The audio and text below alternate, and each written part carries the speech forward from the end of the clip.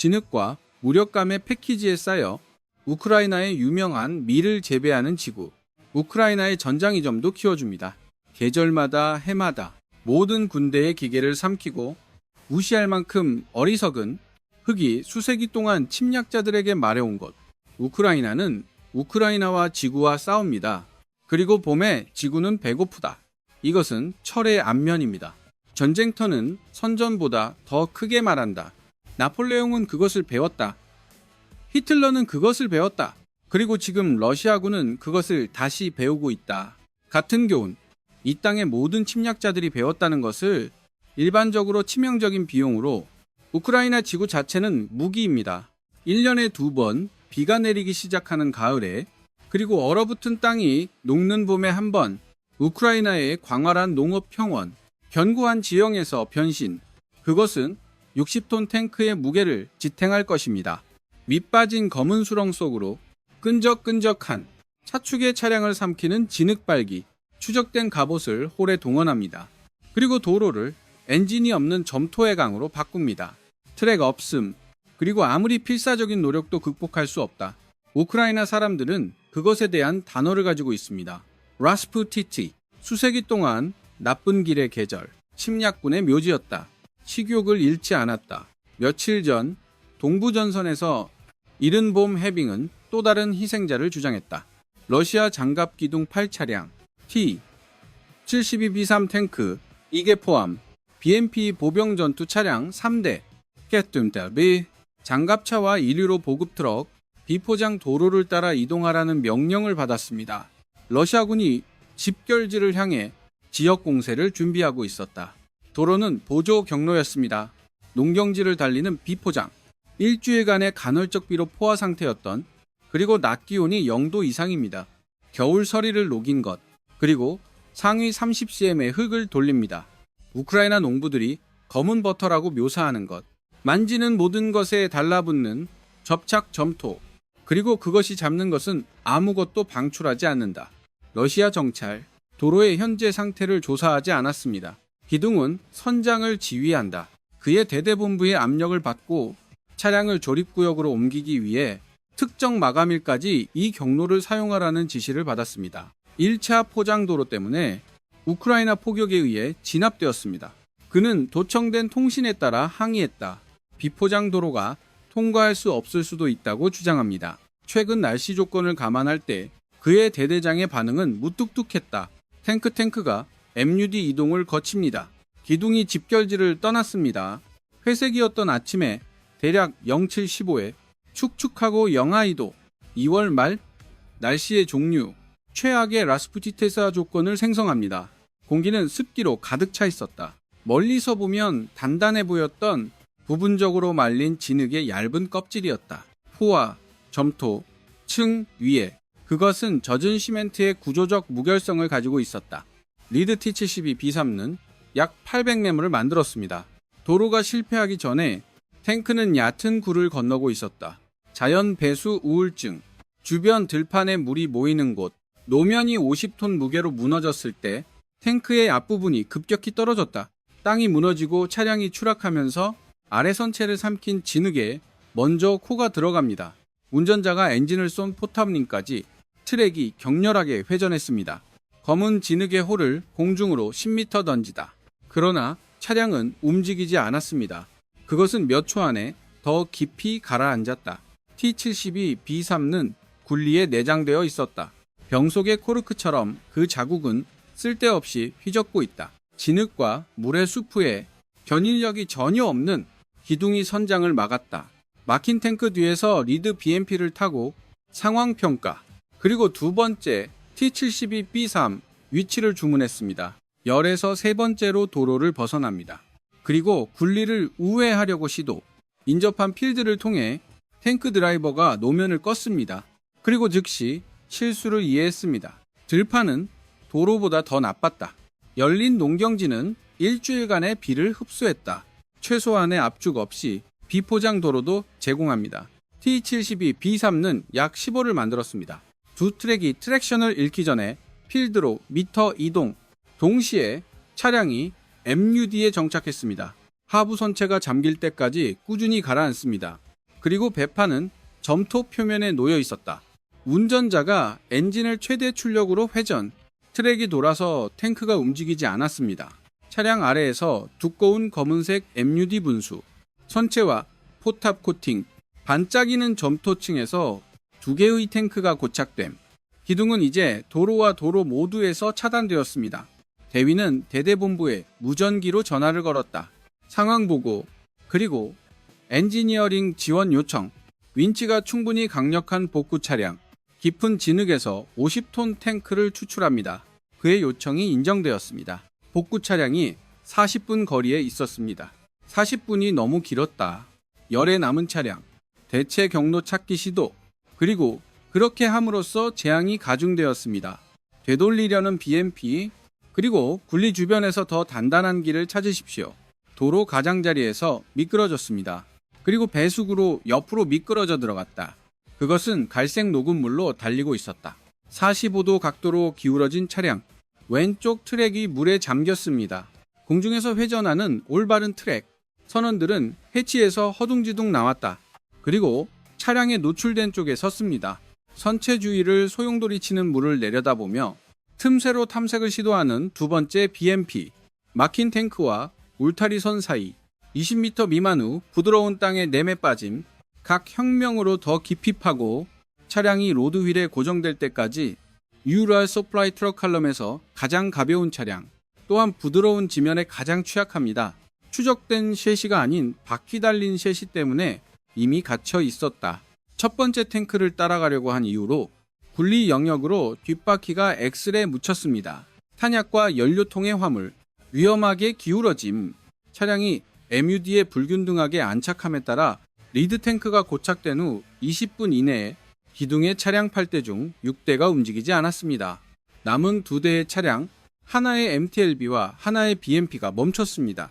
그들이 찾을 수 있는 도로의 가장 단단한 부분에서 주요 재해보다 약 200m 뒤, 그리고 그들의 승무원들은 토론하고 있었다. 도움을 시도할지 여부, 또는 그들이 있던 곳에 머물면서 같은 운명을 피하려고 승무원들은 막힌 차량에서 내렸습니다. 군인들은 진흙 속에 무릎까지 있었다. 트랙 주변을 파헤치려고 시도, 로드 휠 아래의 첫 기로그, 그리고 즉흥적인 복구 작업을 수행합니다. 모든 유조선이 훈련에서 배우는 것, 그러나 그것은 깊은 곳에서는 거의 작동하지 않습니다. 우크라이나 라스푸티차의 차륵 발기, 경찰관들이 지시를 외쳤다. 엔진이 굉음을 내며 MUD가 날아갔습니다. 이 순간에는 아무것도 움직이지 않았다. 대략 7시 38분에 기둥이 처음 막힌 지 23분 후 우크라이나 드론이 도착했다는 것. 우크라이나 정찰 드론, 기둥의 움직임을 모니터링하고 있었습니다. 집결지를 떠난 이후로 드론 운영자, 리드 탱크가 막히는 것을 보았습니다. 계단식 이모빌라이제이션을 관찰했습니다. 그리고 그의 여단 사령부에 이미지를 전송했습니다. 우선순위 분류로 개시, 한마디로 기회를 전달한 여단의 FPV, 드론팀 정지, 위치에서 시작, 약 유축겜의 조건은 드론 운영에 이상적입니다. 흐린 하늘은 중립적인 시각적 배경을 제공했습니다. 어둠을 만든 지상에서 발견하기 어려운 컬러 드론, 그리고 축축한 공기가 잘 전달되지 않는 소리, 특성이 윙윙 거리는 경고를 줄입니다. 접근하는 FPV 드론, 일반적으로 제공. 첫 번째, 드론이 선두 T-72B3를 쳤습니다. 굴레에 갇힌 탱크 741에서 모양의 전하가 포탑 지붕을 강타했습니다. 폭발이 탄약 회전 목마에 침투했다. 치명적인 살인을 촉발, 그것이 서명이 되었습니다. 이 전쟁에서 러시아 탱크의 죽음, 홀에서 발사된 포탑, 이슬비를 뚫고 MUD로 튀어 30m 떨어진 곳에서 승무원과 함께 차량 밖에서 풀려고 했던 사람, 폭발에 의해 땅에 던져졌다. 폭발은 분명한 메시지를 보냈다. 눈에 보이는 모든 러시아 병사들에게 드론이 그들을 찾았습니다. 즉시 병사를 향한 공황, 갇힌 차량 주변을 침착하게 파헤치고 있던 사람, 도구를 떨어뜨리고 달렸다. 하지만 무릎 깊은 진흙 속에서 달리는 걷는 것보다 거의 빠르지 않다. 드론 운영자는 모든 사람을 볼 수 있었고 모든 차량, 모든 비틀림, 화면에서 고군분투하는 모습. 두 번째 드론이 유리엘 보급 트럭에 부딪혔습니다. 가장 쉬운 목표, 정지에 있고 탄약과 연료가 가득 차 있습니다. 트럭이 눈부시게 폭발했다. 연료 캔이 먼저 점화됩니다. 탄약 상자 뒤에 지속적인 불덩어리 만들기. 20분 동안 타버렸어. 그리고 검은 연기 기둥을 보냈습니다. 흐린 하늘로 우뚝 솟아. 두 번째, 고착 T-72B3 필드 바이패스를 시도한 사람. 승무원이 다시 안으로 올라간 다음에 맞았다. 그들이 첫 폭발을 들었을 때 해치 닫기, 자신을 보호하려는 헛된 시도로 드론이 엔진 데크를 쳤다. 얇은 후방 갑옷을 관통, 디젤 연료 점화, 탱크가 후방에서 불에 탔습니다. 전투칸에 도달하는 불. 몇 분 안에 한 승무원이 사령관의 해치를 열었습니다. 진흙으로 뒤덮인 채 몸을 빼내고 그의 유니폼 흡연, 차량 옆에 점토에 쓰러지기 전 나머지 두 가지는 나타나지 않았습니다. 드론이 움직이지 않는 기둥에 부딪힌 후 드론, 기울어진 BMP, 배수도랑에서 노출된 쪽에 부딪혔습니다. 평소보다 더 큰 표적을 나타내는 각진 선체, GBMP, 열린 지휘관의 해치를 통해 드론을 받았습니다. MTLBS는 빠르게 연속적으로 파괴되었습니다. 그들의 얇은 갑옷, 형상 전하에 대한 더 이상 저항 없음, 알루미늄 호일보다 단단한 도로에 멈춘 두 대의 차량, 마지막 BMP와 마지막 MTLB, 최대 속도로 역전된 BMP를 피하려고 시도했습니다. 운전자가 차량을 공황 상태에 빠뜨렸습니다. 비포장 도로를 거꾸로 질주, 단단한 표면에 고정된 트랙, 그리고 차량은 거리를 얻었습니다. 하지만 드론이 충분히 잡지 못했습니다.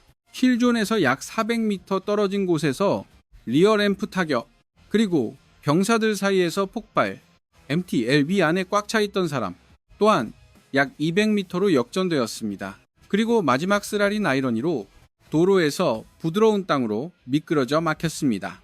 승무원들이 차량을 버렸습니다. 그리고 걸어서 들판으로 달려갔다. 드론이 버려진 MTLB를 몇 분 후에 파괴했습니다.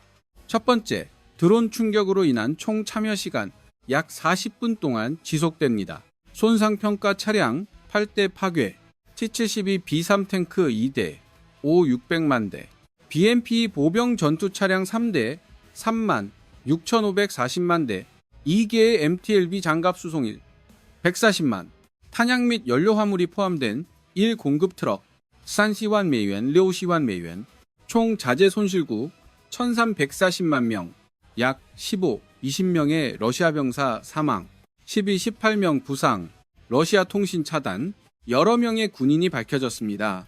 심한 저체온증을 앓았다. 그리고 MUD에서 부상을 입은 후 노출, 얼어붙은 차흙물에 흠뻑 젖어 움직일 수 없음. 그들의 몸의 열이 땅으로 배수, 그들의 몸이 그것을 생산할 수 있는 것보다 더 빨리 의료 대피가 몇 시간 동안 지연되었습니다.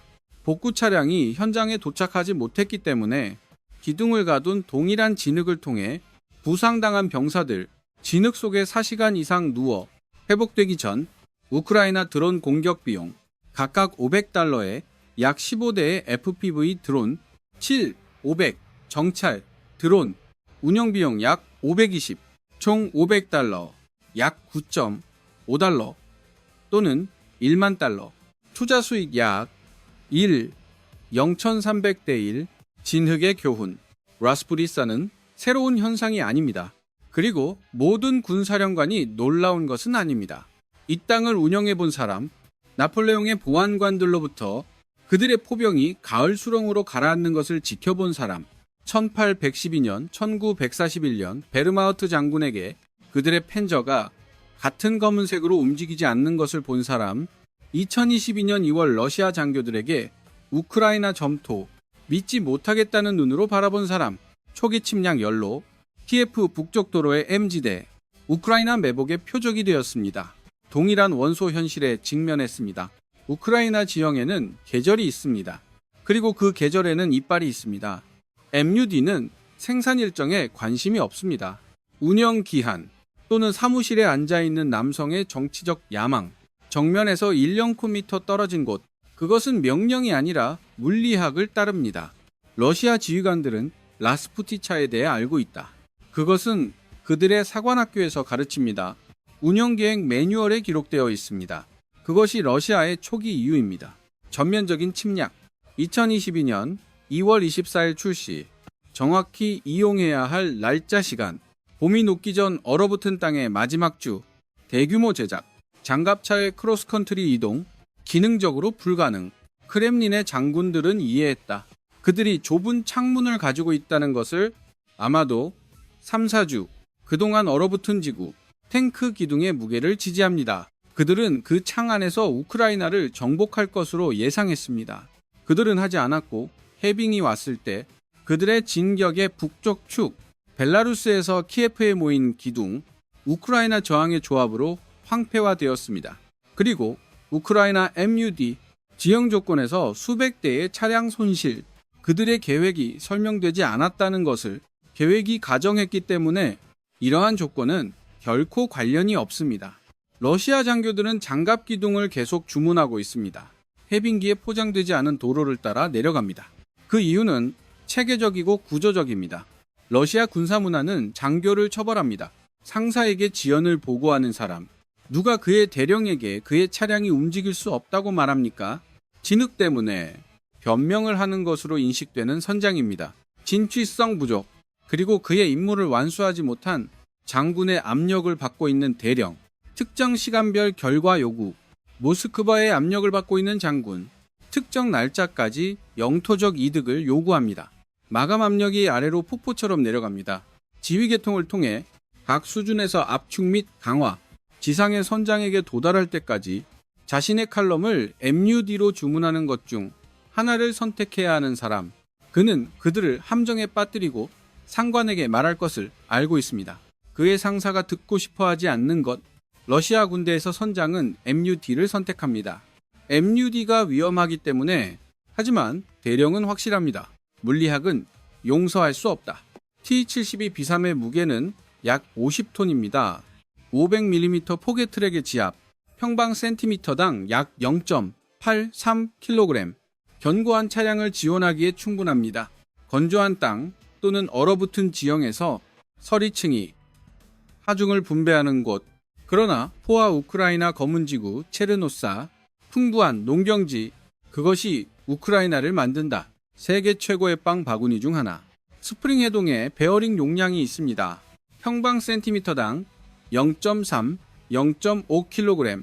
수확은 피할 수 없다. 탱크는 지면이 지탱할 수 있는 것보다 무겁습니다.